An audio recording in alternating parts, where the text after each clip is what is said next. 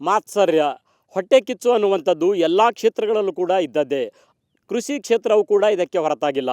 ಕಲಬುರಗಿ ನಗರದಲ್ಲಿರುವಂತಹ ರೈತರೊಬ್ಬರು ತಮ್ಮ ತಾಳತೆಗನೂರು ಅನ್ನುವಂತಹ ಗ್ರಾಮದಲ್ಲಿ ಮಹಾಗಾನಿ ಸಸಿಗಳನ್ನು ನೆಟ್ಟು ಆದಾಯ ಮಾಡಿಕೊಳ್ಬೇಕು ಅನ್ನುವಂತಹ ಕನಸನ್ನು ಹೊತ್ಕೊಂಡಿದ್ರು. ಆದರೆ ಅವರ ಕನಸಿಗೆ ಕೊಡಲಿ ಪೆಟ್ಟು ಬಿದ್ದಿರುವಂಥದ್ದು. ಕಿಡಿಗೇಡಿಗಳು ರಾತ್ರೋರಾತ್ರಿ ಅವರ ಕನಸಿಗೆ ಕೊಡಲಿ ಈಟನ್ನು ಕೊಟ್ಟಿದ್ದಾರೆ. ನೋಡ್ಬೋದು, ನಾವು ಕಲಬುರಗಿ ತಾಲೂಕಿನ ತಾಳತೆಗನೂರು ಗ್ರಾಮದ ಹೊಲವೊಂದರಲ್ಲಿದ್ದೀವಿ. ಇಲ್ಲಿ ಮಹಾಗನಿ ಸಸಿ ನಾಟಿಯಾಗಿ 4-5 ವರ್ಷಗಳು ಕಳೆದಿದ್ವು. ಮುಗಿಲು ಎತ್ತರದವರೆಗೂ ಕೂಡ ಈ ಮಹಾಗನಿ ಬೆಳೆದು ನಿಂತಿರುವಂಥದ್ದು ನಾನು ನಿಮಗೆ ತೋರಿಸ್ತೀನಿ. ಈ ಮಹಾಗನಿ ಇಷ್ಟೊಂದು ಎತ್ತರಕ್ಕೂ ಕೂಡ ಆಳೆತ್ತರದವರೆಗೂ ಕೂಡ ಬೆಳೆದು ನಿಂತಿದ್ವು. ಸುಮಾರು 4-5 ವರ್ಷಗಳ ಹಿಂದೆ ಇವರು ಸಸಿ ಹಚ್ಚಿದ್ರು. ಈಗ ಉತ್ತಮವಾಗಿ ಬೆಳೆದು ನಿಂತಿತ್ತು. ಎಲ್ಲವೂ ಅಂದುಕೊಂಡಂತೆ ಆಗಿದ್ದಲ್ಲಿ 12 ವರ್ಷಕ್ಕೆ ಇವರ ಕೈಗೆ ಕೋಟಿಗಟ್ಟಲೆ ಹಣ ಬರಬೇಕಾಗಿತ್ತು. ಆದರೆ ಇವರ ಕನಸುಗಳು ಎಲ್ಲವೂ ಕೂಡ ಕಿಡಿಗೇಡಿಗಳು ಕೊಡಲಿ ಏಟನ್ನು ಕೊಟ್ಟಿರುವಂಥದ್ದು. ಒಂದಲ್ಲ ಎರಡಲ್ಲ, ಈ ರೀತಿಯಲ್ಲಿ ಬೆಳೆದಿರುವಂತಹ 250ಕ್ಕೂ ಹೆಚ್ಚು ಮಹಾಗನಿ ಗಿಡಗಳಿಗೆ ರಾತ್ರೋರಾತ್ರಿ ಕಿಡಿಗೇಡಿಗಳು ಬಂದು ಕತ್ತರಿಸಿ ಹಾಕಿದ್ದಾರೆ. ಎಲ್ಲವೂ ಕೂಡ ನೆಲ ಸಮ ಮಾಡಿ ಹೋಗಿದ್ದಾರೆ. ಈ ಮಹಾಗನಿ ಗಿಡಗಳನ್ನು ಕಳ್ಳರು ಮಾಡಿದ್ದಾರೆ ಅಂತ ಅಂದ್ಕೊಳ್ಳೋದಾದರೆ ಹಾಗೂ ಕೂಡ ಇಲ್ಲ. ಯಾಕೆಂತ ಹೇಳಿದ್ರೆ ಈ ಗಿಡಗಳನ್ನು ಇಲ್ಲೇ ಬಿಟ್ಟು ಹೋಗಿದ್ದಾರೆ. ನೋಡ್ಬೋದು, ಮಹಾಗನಿ ಗಿಡ ಕತ್ತರಿಸಿ ಈ ರೀತಿ ಕೊಡಲಿ ಏಟನ್ನು ಕೊಟ್ಟು ನಮ್ಮ ಕ್ಯಾಮ್ರಾ ಪರ್ಸನ್ ತಮಗೆ ತೋರಿಸ್ತಾ ಇದ್ದಾರೆ. ಕೊಡಲಿ ಏಟಿಂದ ಇದನ್ನು ಕತ್ತರಿಸಿದ ಭಾಗ ಕೂಡ ಇಲ್ಲೇ ಬಿಟ್ಟು ಹೋಗಿದ್ದಾರೆ. ಇದರದ ಯಾವುದೇ ಪಾರ್ಟ್ ಕೂಡ ಕಿಡಿಗೇಡು ತೆಗೆದುಕೊಂಡು ಹೋಗಿಲ್ಲ. ಅಂದರೆ ಭಾಳ ಸ್ಪಷ್ಟವಾಗಿ ಗೊತ್ತಾಗುವಂಥದ್ದು ಇದು ಕಳ್ಳತನಕ್ಕಾಗಿ ನಡೆದಂತಹ ಕೃತ್ಯ ಅಲ್ಲ ಅನ್ನುವಂಥದ್ದು ಸ್ಪಷ್ಟವಾಗಿ ಗೊತ್ತಾಗ್ತದೆ. ಉಳಿದ 220ಕ್ಕೂ ಹೆಚ್ಚು ಗಿಡಗಳು ಈ ರೀತಿ ನಿರ್ನಾಮವಾಗಿ ಹೋಗಿದ್ದಾವೆ. ಹಾಗಾದರೆ ಈ ಹೊಲದ ಮಾಲೀಕರಿಗೆ ಯಾರ ಮೇಲೆ ಅನುಮಾನ ಇದೆ, ಯಾರು ಮಾಡಿರ್ಬೋದು, ಏನು ಹೇಳ್ತಾರೆ ಅವರಿಂದನೇ ಕೇಳೋಣ ಬನ್ನಿ.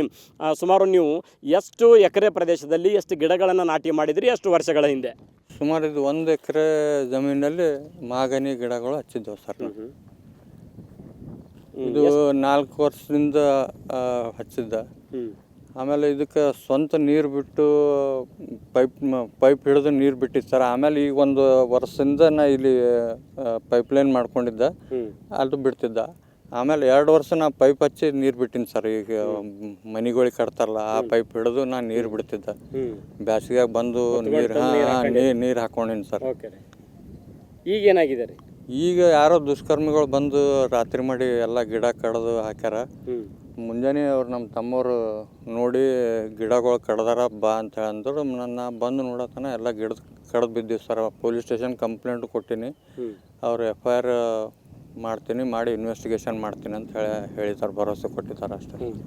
ಏನು ಹೇಳಕ್ಕೆ ಬಯಸ್ತೀರಿ? ಯಾರು ಮಾಡಿರ್ಬೋದು? ಕಳ್ಳರು ಮಾಡಿರ್ಬೋದಾ ಅಥವಾ ಯಾರು ಮಾಡಿರ್ಬೋದು? ಏನು ಅನಿಸುತ್ತೆ ನಿಮಗೆ? ಸರ್, ನನ್ನ ಹೆಸರು ಅನ್ನಪೂರ್ಣ ಶಶಿಕಾಂತ್ ಹಿರೇಮಠ ಅಂಥೇಳಿ. ನಾವು ಇದು 4 ವರ್ಷದಿಂದ ನಮ್ಗೆ ಇದು ಹೊಲದಾಗ ಏನು ಕೆಲಸ ಮಾಡೋಕ್ಕೆ ಬರೋದಿಲ್ಲ ಅಂಥೇಳಿ ನಮ್ಮ ಪರಿಚಯದವ್ರೊಬ್ಬರು ಅಂದರು, ನೀವು ಏನೂ ಬರೋದಿಲ್ಲ ಅಂದ್ರೆ ಮಹಾಗನಿಯರ ಬೆಳೀರಿ, ನಿಮ್ಗೆ 10 ವರ್ಷ ನಂತರ ನಿಮ್ಮ ಮಕ್ಕಳಿಗಾರ ಇದು ಆಗ್ತದೆ, ಇದು ಒಂದು ಫಿಕ್ಸ್ ಡಿಪಾಸಿಟ್ ಅಂತ ತಿಳ್ಕೊಂಡಿದ್ರು. ಅಂದ್ರೆ ಒಂದು 3 ವರ್ಷ ಮೇಂಟೈನ್ ಮಾಡಿರಿ, 4ನೇ ವರ್ಷಕ್ಕೆ ನಿಮ್ಮ ಕೈಗೆ ಬರ್ತದೆ ಅಂತಂದಿದ್ರು.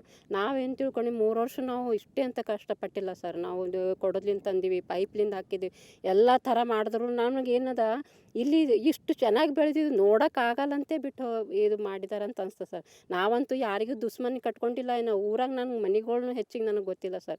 ನಾವು ಜಸ್ಟ್ ಹೊಲಕ್ಕೆ ಬರ್ತಿದ್ದೆವು, ಅಲ್ಲಿಂದ ಹೋಗ್ತಿದ್ದೆವು. ಇದು ಇವಾಗ ಏನಾಗ್ಬಿಟ್ಟಿದೆ ಸರ್, ಯಾವ ಥರ ನಮಗೆ ಮೊದಲೊಂದು 50 ಗಿಡಗಳಂತೂ ಸುಟ್ಟಿದ್ದು, ಅದು ನಾವು ಬೇಸಿಗೆಯಲ್ಲಿ ಸುಟ್ಟಿದ್ದಾರೆ ಅಂತ ತಿಳ್ಕೊಂಡಿದ್ವಿ. ಅಂದರೆ ಈ ಉದ್ದೇಶ ನಾನು ಕಡ್ದಿದ್ದೀನಿ ನೋಡು ಅನ್ನೋ ಪರಿಸ್ಥಿತಿದಲ್ಲಿ ನಾನು ಮಾಡಿದ್ದಾರೆ ಸರ್. ಎಷ್ಟು ಸಸಿಗಳು ನೀವು ತಂದಿದ್ರಿ, ಎಲ್ಲಿಂದ ತಂದಿದ್ರಿ, ಒಂದು ಸಸಿಗೆ ಏನು ರೇಟ್ ನಿಮ್ಗೆ ಟೋಟಲ್ ಹಚ್ಚಕ್ಕೆ ಎಷ್ಟು ಎಕ್ಸ್ಪೆಂಡಿಚರ್ ಆಯಿತು, ಸುಮಾರು 10-12 ವರ್ಷಗಳ ನಂತರ ಎಷ್ಟು ಆದಾಯ ಬರ್ತದೆ ಅಂತ ನಿರೀಕ್ಷೆ ಇಟ್ಕೊಂಡಿದ್ವಿ ಸರ್? ನಾವು ತೋಟಗಾರಿಕಾ ಇಲಾಖೆಯಿಂದ ನಾವು 3 ರೂಪಾಯಿ ಒಂದು ಅಂಥೇಳಿ ನಮಗೂ ಕೊಟ್ಟಿದ್ದರು. ಅದಕ್ಕೆ ನೀವು 3 ವರ್ಷಕ್ಕೆ ಒಂದೊಂದು ಅಮೌಂಟ್ ಬರ್ತಿದ್ದವು ಅಂದರು. ಈಗಂತೂ ಬಂದಿಲ್ಲ, ಬರ್ಬೋದು ಇನ್ನು ಮುಂದೆ. ಇವಾಗ ಏನಾಗಿದೆ ಸರ್, ಇದು ನಾವು 10 ವರ್ಷ ನಂತರ ಒಂದು ಗಿಡಕ್ಕೆ 20 ಇಲ್ಲ ಒಂದು 30,000 ರೂಪಾಯಿ ಹೋಗ್ತಿತ್ತು. ಇದು 1 ಕೋಟಿ ಆಸ್ತಿ ಅದ ಸರ್. ನಮ್ಮ ಆ್ಯಕ್ಚುಲಿ 1 ಕೋಟಿ ಆಸ್ತಿದಾಗ ಒಂದು 50 ಲಕ್ಷದ ನಮ್ಗೆ ಲಾಸ್ ಆಗಿದೆ ಸರ್.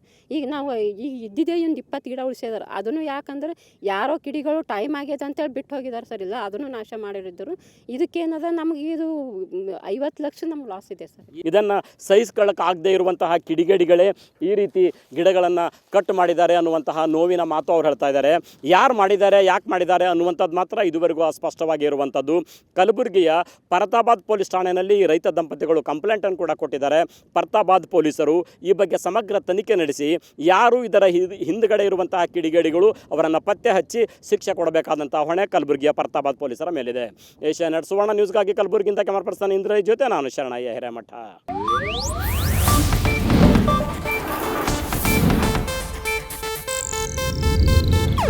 ಇದು ಏಷ್ಯಾನೆಟ್ ನ್ಯೂಸ್ ನೆಟ್ವರ್ಕ್ ಪ್ರಸ್ತುತಿ.